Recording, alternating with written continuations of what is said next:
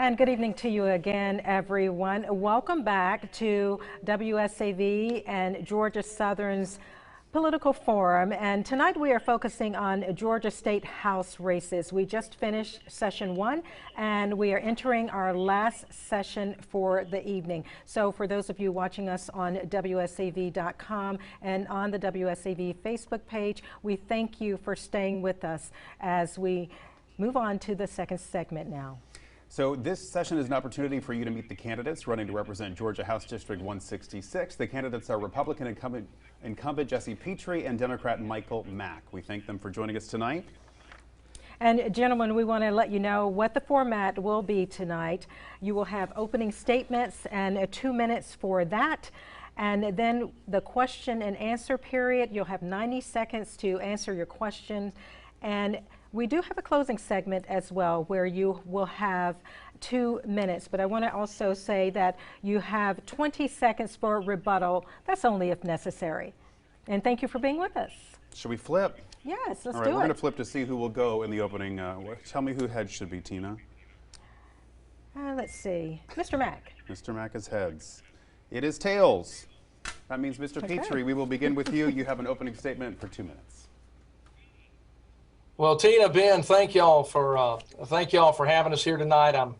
I am Jesse Petry. I am the current elected representative of District 166, district I was born and raised in, and as such, I understand well the values of my constituency. I think I understand those well, and that's important if you're going to represent a district. You have to really be in touch and in tune with the people you represent. I'm a lifelong entrepreneur here, a businessman. I have spent well over 30 years serving individuals with disabilities, the frail, the elderly, developmental disabilities and otherwise. And as an entrepreneur, have a deep awareness of business, of what it takes to have a climate that attracts industry and jobs to a community. As was alluded to in the previous conversations, Georgia is the #1 state in the country for 7 years in a row for business. That is because of the solid leadership in this state. And indeed, if you look at when I graduated from high school in 1984, there were 5 million people in Georgia. And today we have close to 10.7 million people. People are moving to Georgia because of those successes. But at any rate, you need people in office that understand business, that understand what it's like to hire. All of those things have been kind of a focus of mine. My philosophy is pretty simple. I believe the government's job is to protect its people and to foster a climate that offers opportunity for our people and our children to thrive, to succeed, and to be independent, quite frankly. And so my focus has been just on that. Creating the #1 state for business and combating crime in our community. I am the arch nemesis, known far and wide, of the Georgia Parole Board. And I have spent much of my efforts in attacking violent crime in this state. And I've passed multiple pieces of legislation for just that. Thank you. Thank you. Mr. Mack, 2 minutes to you. Why should I be here? I have been in mental health services for 27 years. I have worked hard to help people. I've worked with the DOD. I've worked with the elderly. I've worked in hospitals. I've worked with the Homeless Authority. We can do better. We can do so much better. Yes, we are bringing business here to the South, but our wages don't reflect it. We have poverty rates that are abysmal. We have educational dropouts. We have issues that are not happening with people, and we can help. We can do more. Yes, we have succeeded, but we can do more. We need to focus on business. We need to focus on those successes instead of other things, other hot button issues that really don't have to do with most people and most of our population. We can do better. I've lived out here on Wilmington Island for 11 years. I've been in Savannah for 22. You don't have to be born here to know what's right and what is wrong and what we can do to improve, what challenges we face, what our children go through, what our elderly go through, what our teachers need. Even now during COVID, I have friends that are teachers and they need so much more.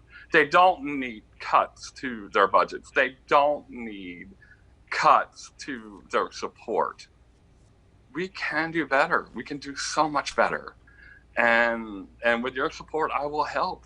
I will do everything I can. I will do everything I can to make the right decisions or at the right time. That's your time. That's your time. Thank you. Now it is time to move into the questioning period of this forum. And the first question will be centered around public safety. Federal law requires federally licensed firearm dealers to run background checks before selling a firearm. However, purchasers can circumvent the law by purchasing online or from an unlicensed dealer. Will you support a law requiring background checks on all gun sales in Georgia? Why or why not? And Mr. Petry, we'll begin with you.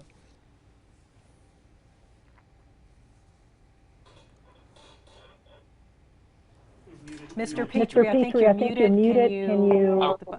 Okay, you're there. Can y'all hear me now? We can, We yes. can, yes. Okay, I'm sorry. So at any rate, so let me tell you, so the issue of gun crime, I just alluded to my work on the parole bill. So let me speak to gun crime. So gun crime in our community is a problem. It's a big problem. And if you look at the data, there's a clear small population of people that commit gun crimes. It's the same individuals who are felons over and over and over again, cycling through our criminal justice system that commit gun crimes. They acquire guns in three ways. They purchase them illegally or have someone purchase for them illegally. They steal them, or they have someone give them to them. And so to give you an example of what I've done, I sponsored legislation that was co-sponsored by Carl Gilliard, my dear friend here in our delegation, that made it a felony with a 5-year sentence to knowingly and intentionally purchase a firearm for a felon or to give a firearm to a felon. And subsequently, I supported legislation that doubled the offense for the theft of firearms. So if you want to deal with crime in our community, it's real simple.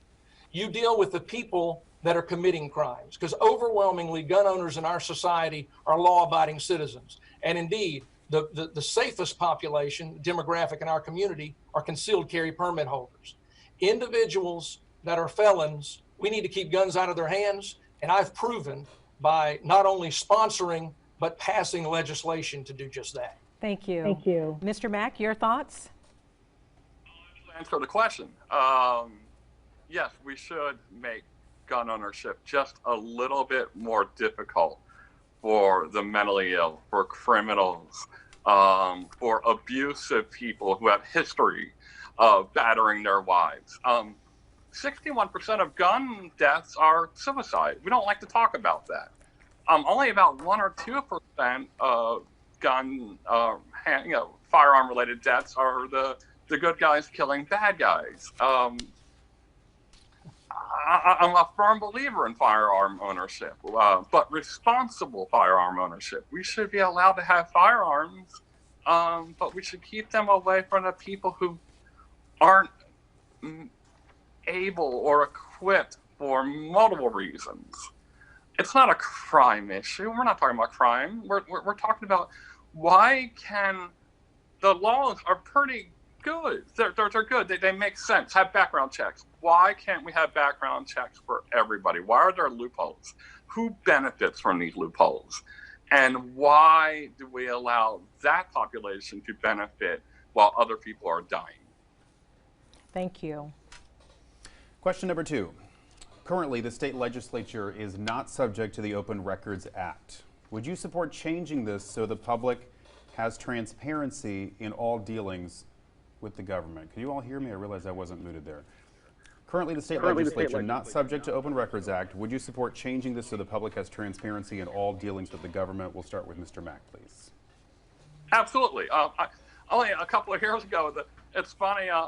Leadership in the state of Georgia sued to make it where you have to pay to even look at our laws in the state of Georgia. The courts, they decided no, you should be allowed to know what your laws are and have free access to them. It is bizarre that we live in a place that isn't this transparent. Georgia should lead the country in this. We have the ability, there's no reason not to, but yet we have leadership that is fighting just for the basics of what are the laws here and why can't we access them? It's frustrating. It's frustrating because it only benefits a very small group of people. Okay, thank you. Mr. Petry, same question. Yes, sir. Well, I absolutely support transparency on every level and have done so as long as I've been in the legislature. And indeed, this tangents your question. My primary focus in sponsoring the Parole Reform Act and two other subsequent bills that deal with the parole board was about just that issue, transparency. The public and our district attorneys have a right to know what government agencies are doing, in this case, before violent felons are released back into the community. And so my bills that I have actually sponsored and carried and been successful with are targeted directly at transparency by government agencies. So yes, I think in any matter that relates to transparency, I'm in favor of that. Government should be open and available to the public. Absolutely. Okay. Thank you, gentlemen. And moving on now to the next question, and it's directed to both of you. Would you support redistricting through an independent commission rather than through the legislature? Why or why not? And Mr. Petry, will stay with you to begin the answer on this question. Yeah, well, I'd have to give that some thought. I don't, it's funny, the people that, most of the people that are today advocating for that are the same people that when they were in power were redistricting it to retain power, as the Democratic Party did here for 150 years in Georgia. And so I don't know. We have a process that was created that has been used for all these years. I'd have to consider that. I don't know what it's going to look like. I've never been through a redistricting. I've only been in office for 6 years. We will be doing that soon. And I guess I would say this. I'm glad to look at that, to consider that. I believe we need fair, reasonable districts that kind of represent contiguous areas. I represent the coast of 2 counties. I think it makes sense. It's a coastal population. I think every district should be similar, unlike the districts that were drawn by the Democratic Party when they had a district that ran literally from Savannah through Augusta and into Athens, and then over to Atlanta for Representative in the Congress, Cynthia McKinney. So that kind of gerrymandering that the Democrats are famous for, I hope we've already moved well away from that in Georgia. We don't support that kind of nonsense. And I would never tolerate doing the kind of shenanigans that they did in the past. Thank you. And Mr. Mack, I'm going to repeat this question for you. Would you support redistricting through an independent commission rather than the legislature? Why or why not? Why not? Oh, this is easy. Gerrymandering should be illegal. Republicans have controlled the state of Georgia, in this area for a long time. Even the people just changed names after the Civil Rights Movement. The district I'm running for is so gerrymandered that it carves out everything to make sure that a certain demographic will vote versus others. How about make it just independent, make it nonpartisan, make it where it is purely based on actual population, not some bizarre map that was created just to keep those who are in power in power. When was the last person who even ran in this district against a Republican? It should be illegal. It should not even be a concept in America that a vote can be altered just by a map. Thank you. We're going to move on to healthcare here now. I'd like a rebuttal to that if I could. Go for it. 20 seconds to you. Yeah. Can I go now? Yep, go for it. Yeah, very interesting that my opponent is obviously uninformed on this issue, much of what he describes, the Department of Justice federally required us to draw districts that ensured African American representation, and so it required districts in many cases, unfortunately, be drawn for just that purpose. And if you do it for one side, it's going to necessarily create it on the other. So don't forget about all the efforts of the Department of Justice to draw specifically districts that would elect African American individuals. So again, to just arbitrarily think that these things were done out of for some nefarious purpose is inappropriate. But again, I made my point earlier about the expertise the Democratic Party has at gerrymandering. All right, we're going to move on to healthcare now. Georgia is one of 20 states that is suing the federal government to strike down the entire Affordable Care Act. If the ACA is eliminated, thousands of Georgians with pre-existing conditions could potentially lose their health coverage. Do you support Georgia's participation in this lawsuit?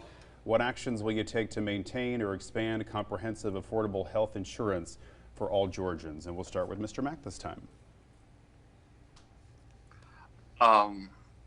I don't see an alternative right now. The opposing party has been in power for a very long time since this policy was enacted, and have done everything they could to prevent expansion. I will give my opponent this. He did vote for House Bill 1114, which expanded Medicaid for new mothers for up to a year. They did give them health services for up to a year. Why can't we do that for everybody? Why can't we keep this? Why can't we expand this? Healthcare should be a right. It's a right, it's everywhere else in the OECD. Why can't it be a right here? We have we have the CDC in Georgia. We have some of the greatest minds of healthcare in this wonderful state. Why can't we expand the access? Just through, I mean, it would be cheaper to do it through what we already have, and rather than reinvent the wheel. Thank you. Mr. Petry, do you support Georgia's participation in the lawsuit? Yes, I'll answer your question. I think he just went off into Medicaid expansion, and we can talk about that later if you'd like. Absolutely, I do, because overwhelmingly my constituent contacts are from people who are furious that since the advent of the ACA, their premiums have skyrocketed. Business owners, individuals who buy individual policies who can no longer get them. The ACA, everyone knows it, regardless of your political persuasion, knows that the ACA has failed, and that it has, we now have about 11 million people that are covered altogether across the entire country. And what it has done to everyone else, the overwhelming majority of Americans who had health insurance, is to increase their premiums dramatically. So let me answer this so yes, I support the lawsuit. Let me tell you what else I support by telling you what I've done.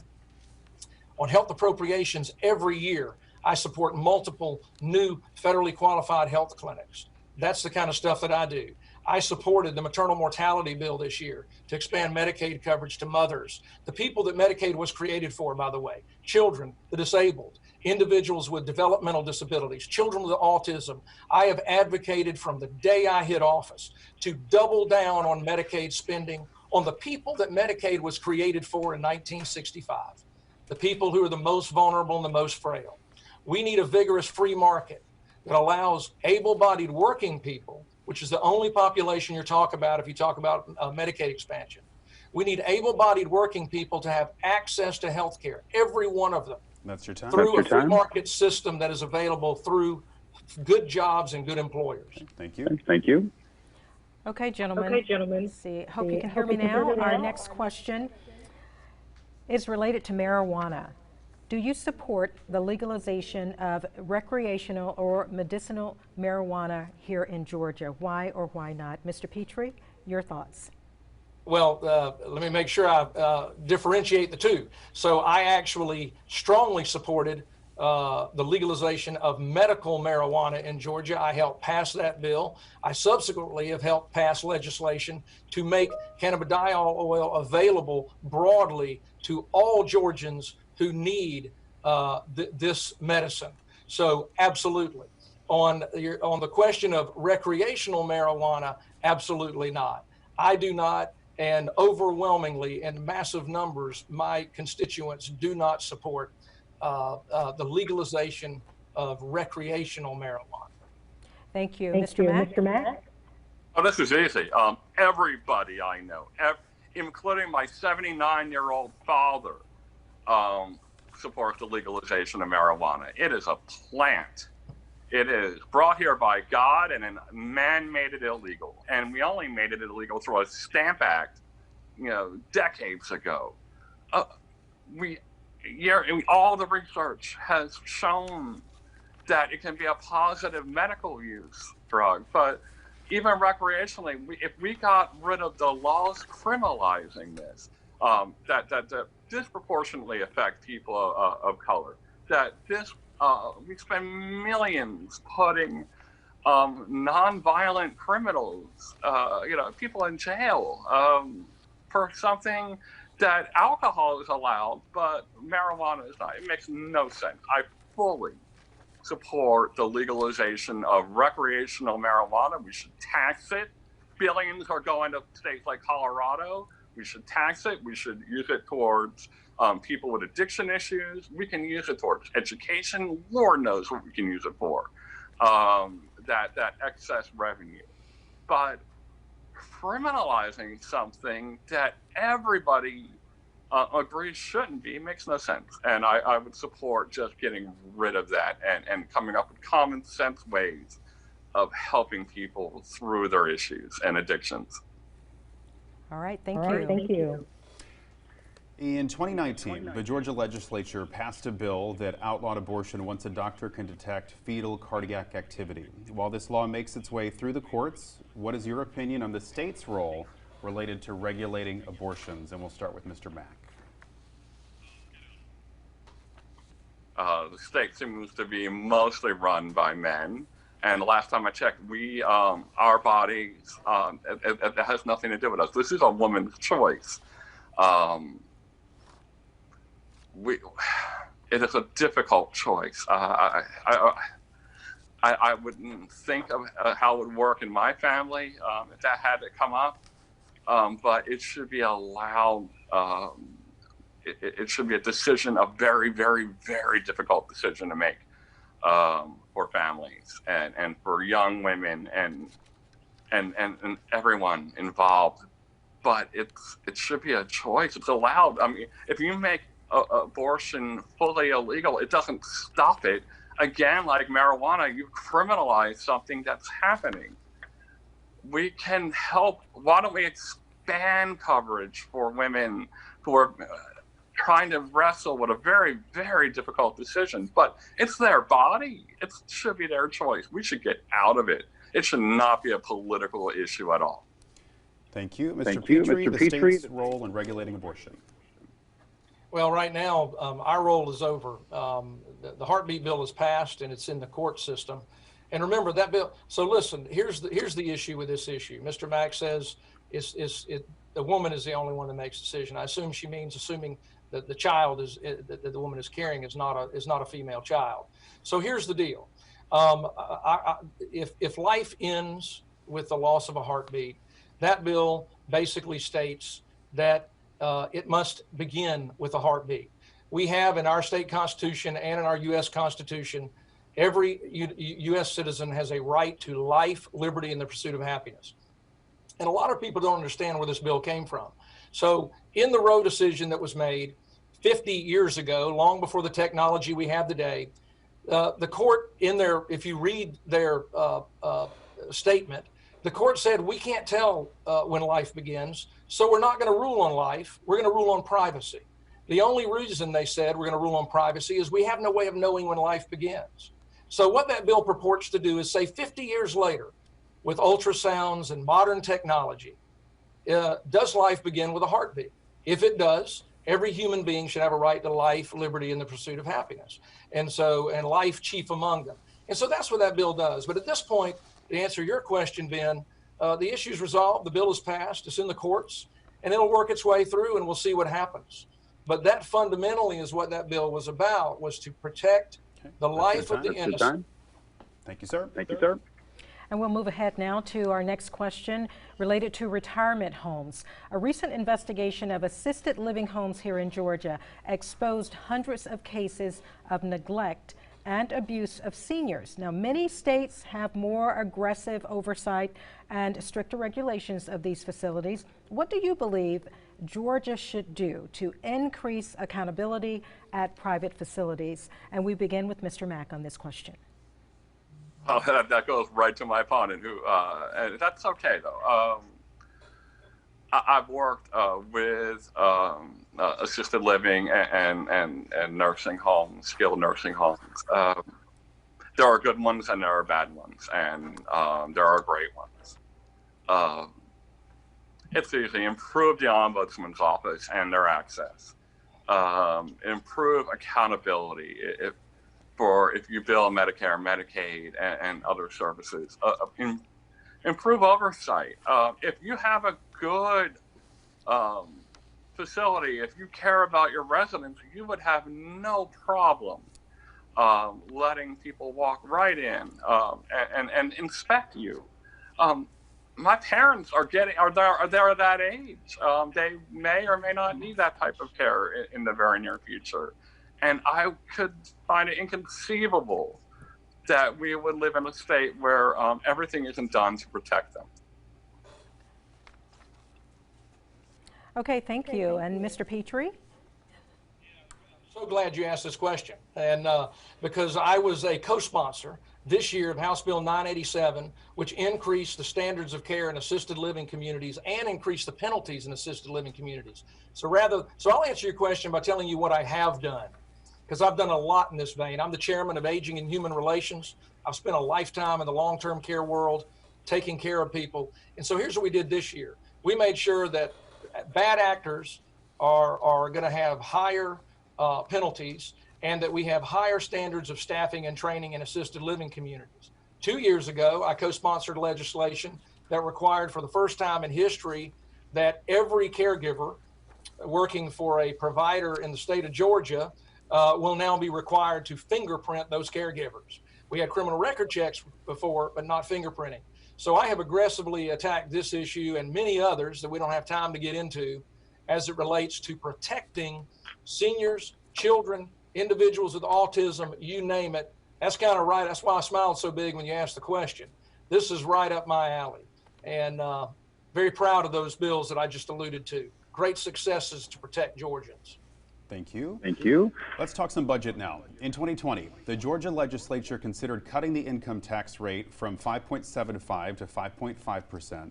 In light of budget shortfalls as a result of the COVID-19 pandemic, should the state still consider income tax cuts? What options should the state consider to make up for the budget shortfall? And we'll begin with Mr. Petry this time. Yes, well, we voted in the House to lower it. So I voted, just to start with this, so I voted to pass the first state income tax in the history of Georgia.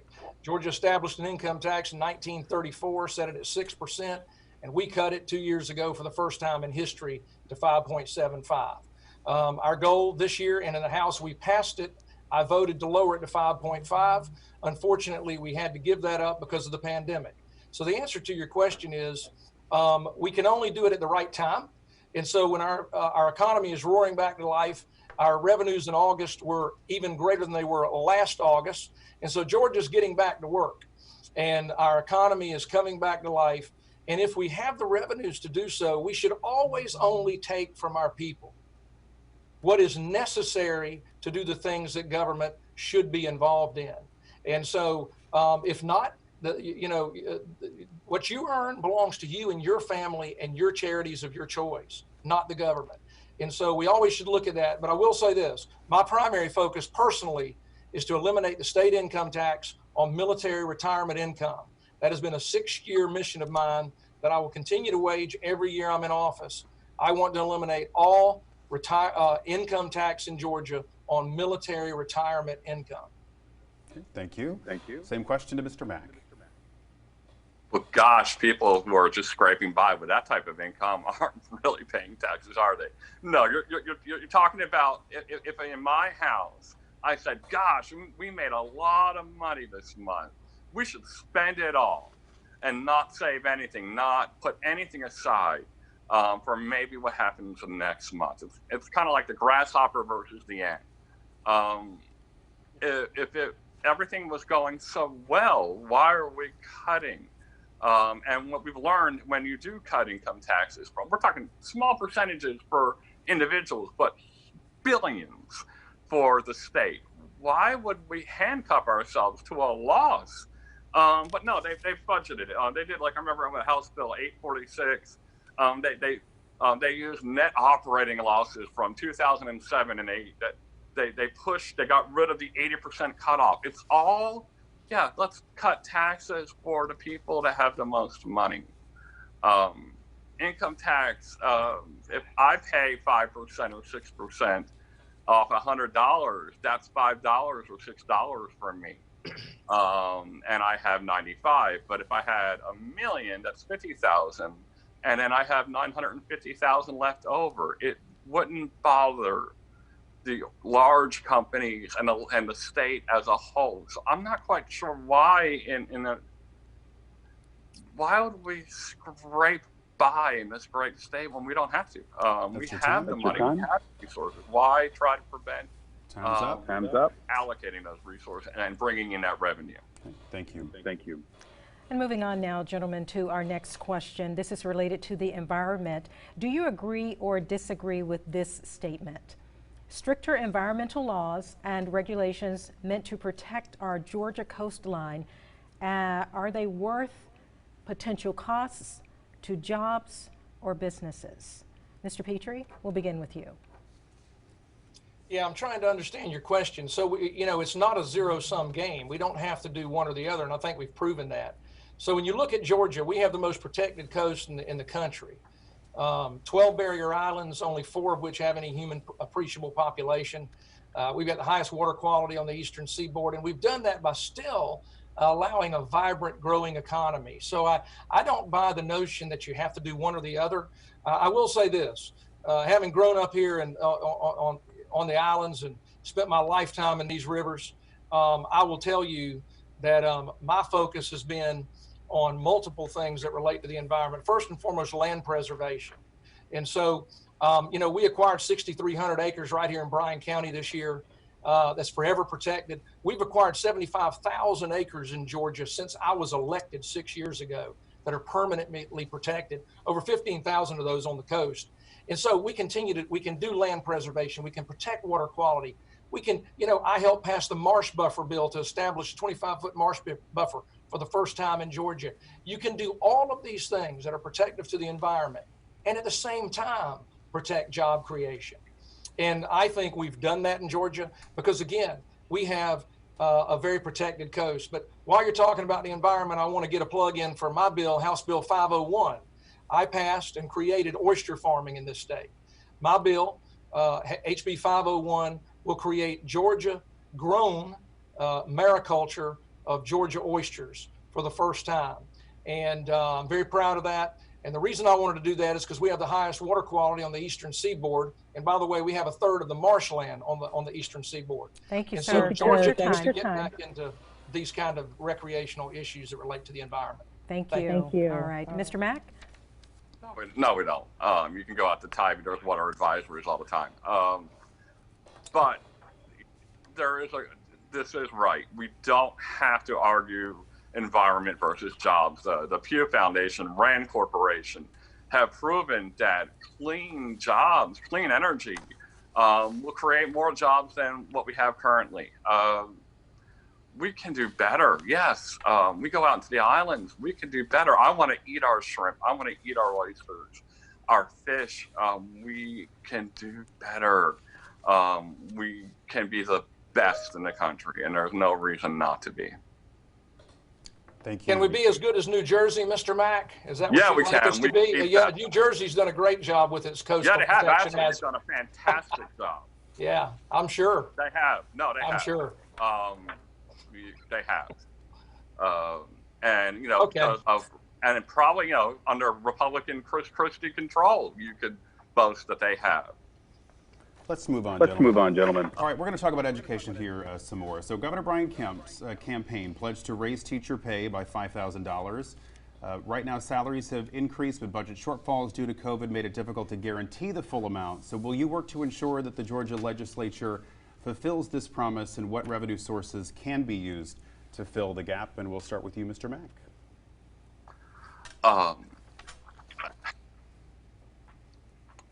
There's already a budget, House Bill and 793. There's a budget that you can't read. Again, talking about transparency, I can't find it online.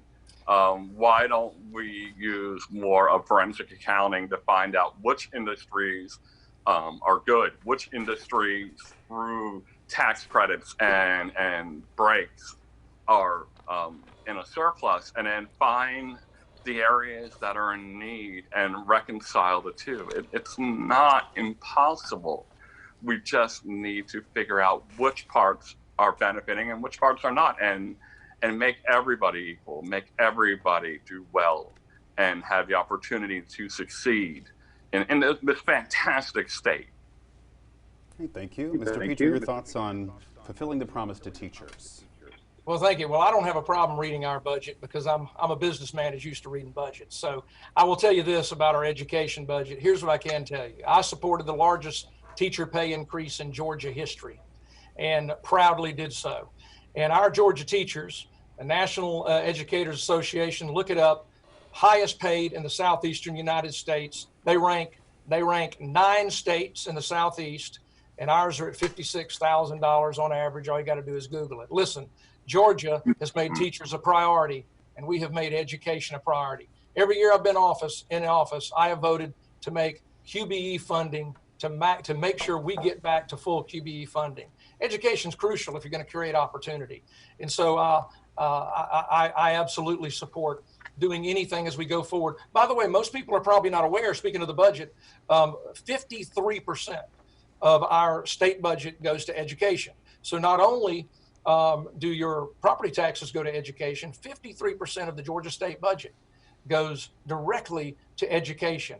And again, our children are our greatest resource. That's as it should be.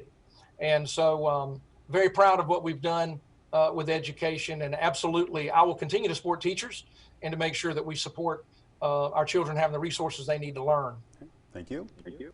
And gentlemen, this will be our last question of the evening, and we will stick with education. Earlier in the year, the Georgia Senate considered a bill that would create a school voucher program where tax dollars go to students who can use the funds for private school tuition or other educational expenses, things like homeschooling.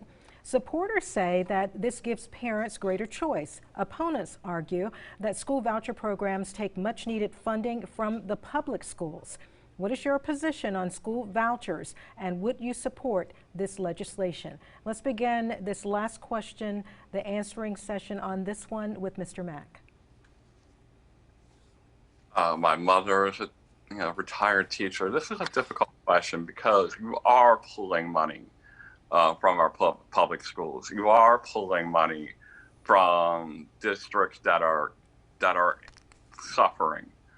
But you are also giving opportunities for educational programs where those kids in schools that are failing could flourish.